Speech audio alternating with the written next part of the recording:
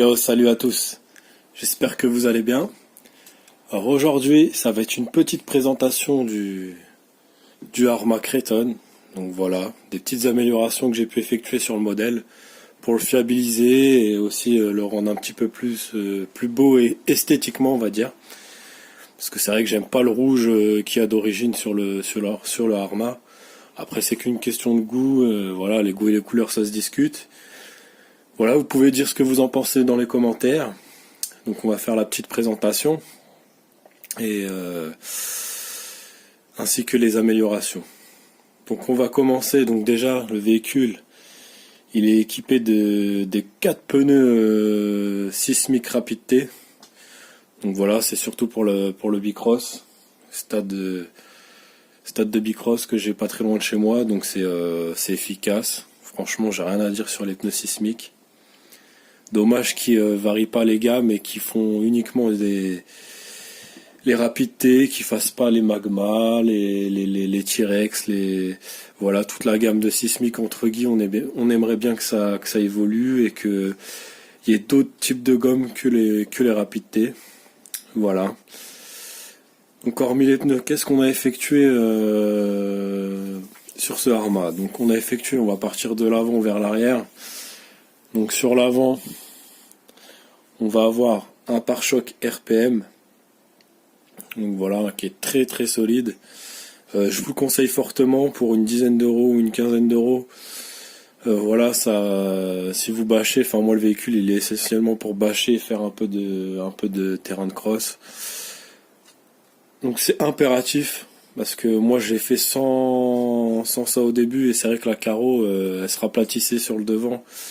Et ça me l'a cassé plus d'une fois, donc je vous le conseille fortement. Après vous pouvez aussi l'installer à l'arrière. Donc moi je l'ai pas à l'arrière, hein. Il y a juste uniquement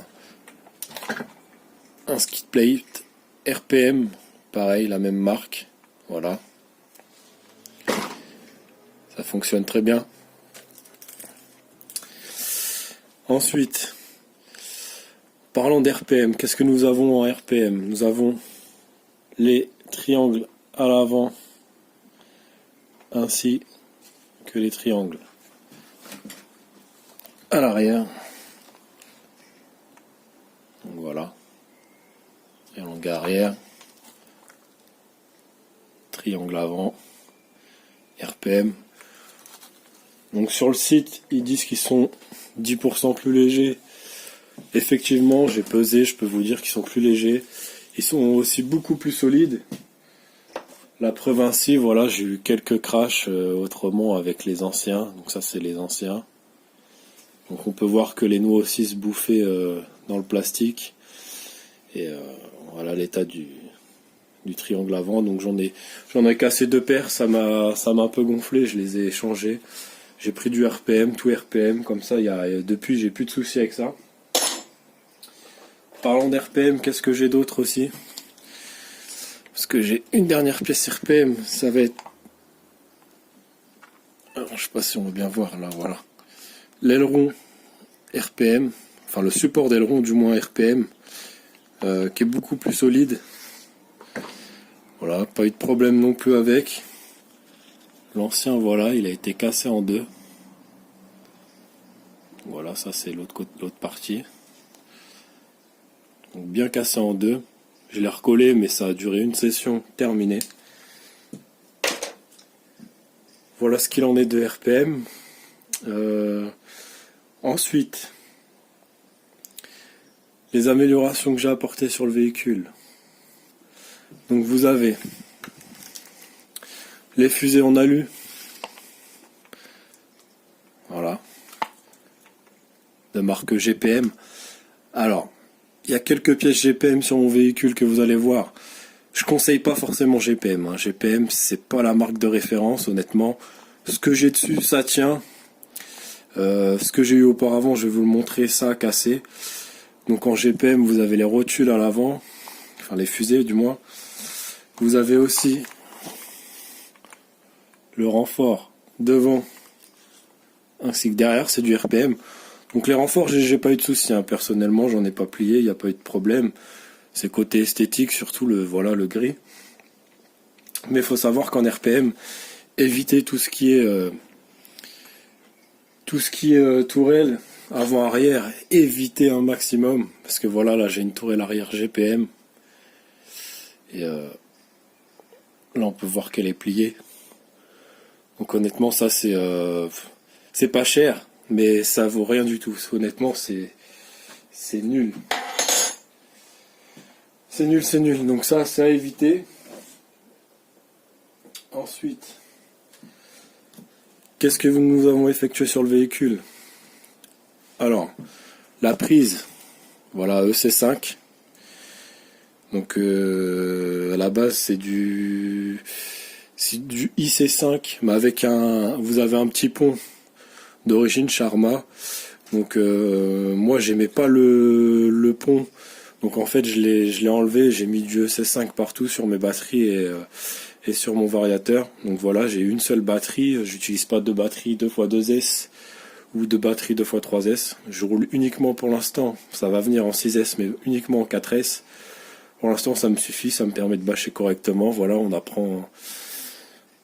a acheté le véhicule, on a appris en 4S, maintenant on va bientôt passer en 6S, mais sachez qu'en 4S pour vous éclater c'est suffisant. Moi j'ai fait 50 packs, on peut voir que les noix de cardan elles sont pas usées. J'essaie de vous montrer correctement. Je sais pas si vous voyez bien. Voilà, j'ai pas d'usure sur les noix de cardan. Donc je vous dis 50 packs, hein, pas d'usure.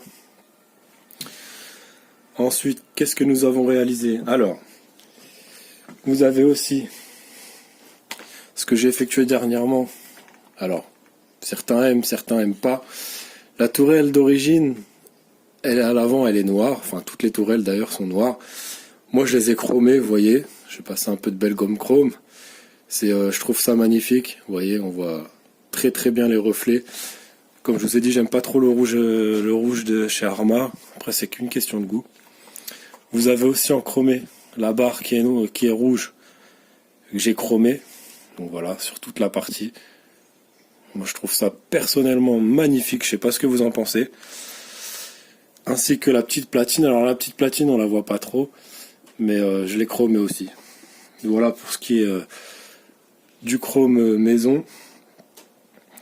Ensuite, alors là, on va s'attaquer à quelque chose d'un peu plus coûteux, un peu plus solide. Mais si vous faites du gros bash, moi je vous le conseille fortement. Vous avez pu voir la tourelle arrière M2C Racing, ainsi que son châssis. Alors voilà, le châssis il vient des États-Unis. En 6 à 10 jours vous le recevez. Mais il est magnifique. Sachez que le châssis, alors là, vous n'allez pas le voir forcément. Vous avez 1 cm de chaque côté, il était rallongé. Ainsi que l'aluminium utilisé, c'est du 70-75 en 4 mm d'épaisseur. Voilà, si vous voulez plus d'infos, vous vous rendez sur le site M2C Racing. Vous pouvez avoir aussi 10% avec le code M2C coupon. Donc de toute façon, tout est indiqué sur le site. Vous allez voir. Ainsi que la barre d'Ackerman. Alors je vais pas vous la montrer, je vous la montrerai peut-être en photo. Je sais pas si vous allez bien la voir. Vous n'allez pas la voir comme ça.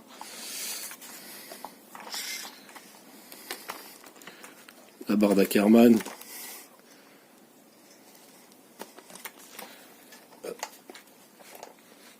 Voilà. M2C pareil. Donc franchement, j'en suis content parce que j'ai changé 3 fois de barre d'Ackerman d'origine. C'est de la LU60-61. Pareil, grosso, elles sont pliées à chaque fois. Ce qui fait que après la voiture, elle avait du mal à tourner correctement. Donc c'est pareil. Ça, next, à la poubelle. RPM, j'ai oublié une petite chose. Les mudguards. Très très efficaces. Voilà, moi je les utilise. Surtout si vous allez dans un champ ou quoi que ce soit. L'herbe s'enroule autour des cardans et après c'est une galère pour les enlever. Donc moi, perso, pareil, une dizaine d'euros. Jamais eu de soucis. Ensuite, qu'est-ce que j'ai effectué? Alors là, vous avez l'aileron du talion. Ce que je trouve plus beau, celui d'origine du Kraton, il est assez massif. J'aime pas trop, voilà. C'est vie personnelle, avec des petites rondelles noires et chrome pour ressortir avec le véhicule. Voilà. Dessus j'ai un pignon de 17, donc je suis en 4S. Certains vont dire que c'est un peu gros. Moi, le véhicule, par ces temps-ci, il chauffe pas du tout. 40 degrés le moteur. Beaucoup moins pour la lipo. Et ainsi que le vario. Donc voilà, je tire dedans. J'ai des batteries 4S en 5900 mAh. Ça me fait à peu près une demi-heure la lipo. Donc voilà, quand je fais une session, je roule à peu près 1 heure, 1 heure et quart. Après, c'est suivant comment vous utilisez la machine. Les amortisseurs, que dire, les amortisseurs sont ceux d'origine, je les trouve très bien. J'ai eu des petits soucis avec l'échappe, comme vous pouvez voir dans les vidéos précédentes. J'ai eu des petites casses. Alors j'ai changé par l'échappe du Arma Nero. Donc voilà, ils sont plus épaisses et franchement solides. Alors j'ai fait 2 packs avec, pour l'instant je les ai pas cassés, je pourrais pas vous dire si... Par la suite, s'il y aura des retours, je vous en ferai un retour si jamais ça casse. En tout cas, pour l'instant, pas de problème. Voilà, je pense qu'on a un peu fait le tour du véhicule. Qu'est-ce que je voulais rajouter sur le véhicule? Bon, bah le tube d'antenne jaune, mais ça c'est pour rappeler voilà, les jantes sismiques. Alors après j'ai la petite housse d'Usti. Alors je vais aller la chercher, je vais vous la montrer tout de suite. Voilà, donc ça c'est la petite housse d'Usti Motors. On voulait installer ça avec les scratchs. Voilà. Avec, hop, la petite fermeture. Vous récupérez votre lipo, franchement c'est pratique. C'est très pratique. Bon, par contre ça coûte cher, c'est 25 €. Après, il y a d'autres solutions. Vous prenez le collant à votre femme, vous le découpez au niveau de l'entrejambe, vous faites un nœud. Moi j'ai roulé comme ça pendant un certain temps. C'est pas cher, c'est efficace. Vous pouvez le laver en machine en plus, c'est très pratique. Voilà. Bon bah le combo c'est celui d'origine, hein, toujours. Moi il fonctionne très bien. J'ai pas eu de soucis avec. Ah si, on va parler du cerveau. Cerveau 15 kg d'origine Arma. Bon bah c'est du origine 15 kg, hein, c'est pas terrible pour un véhicule de ce genre. Il en faut beaucoup plus. Alors celui que j'ai mis c'est un 15 kg. Je pourrais plus vous dire la marque, mais c'est un AliExpress pas très cher. 35 kg. Voilà. Il fait le boulot. Avec un support aussi pareil en aluminium. Parce que le support d'origine il est en plastique. Et c'est vrai que ça flexe pas mal. Donc voilà. Avec un petit palonnier en aluminium aussi. Voilà. Bon, la radio elle a été changée il n'y a pas longtemps par une Futaba 3 PV.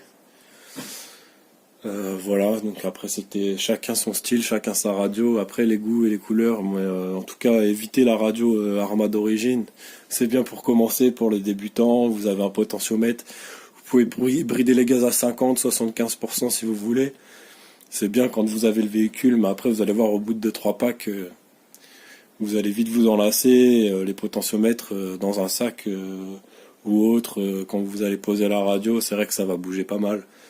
Donc bon bah hein, c'est un modèle RTR, donc les radios, c'est vrai que les radios on s'attend pas à du haut de gamme, hein, ça faut pas rêver hein, les gars. Donc voilà. Donc voilà le véhicule. Je sais pas ce que vous en pensez, dites-moi en commentaire. Si vous voulez des infos pour fiabiliser le Arma, c'est pareil, je vais vous mettre le lien du Discord dans la description. Je pense qu'on a fait le tour du véhicule. Si vous avez des questions sur le véhicule ou sur la marque Arma, parce que ce modèle-ci, bon, vous le trouvez en Talion, Typhon, Outcast et Notorious. Donc c'est les châssis qui sont un peu plus courts, mais bon, la plupart des pièces c'est la même chose sur le Arma et le Notorious. Bon, hormis le Typhon qui va avoir les triangles un peu plus, qui va être plus court forcément vu que c'est un buggy. Mais si vous avez besoin de conseils, n'hésitez pas, vous me contactez sur le Discord. Je vous répondrai assez rapidement. Si vous avez envie de discuter, il n'y a pas de problème. Même si vous avez des conseils sur le modèle à m'apporter, moi je suis toujours preneur. Voilà, on échange, on discute, on partage, c'est ça la RC aussi. Donc voilà. Sur ce, c'était la petite présentation du Arma Creton. En ce moment de confinement, je vous souhaite de prendre soin de votre famille. N'oubliez pas, surtout, prendre soin de votre famille. Parce que c'est très important. On sait, ça nous embête tous, le confinement. Mais il faut souder les coudes. Faites des vidéos sur YouTube. On partage. Et voilà. On kiffe ensemble. Allez, ciao!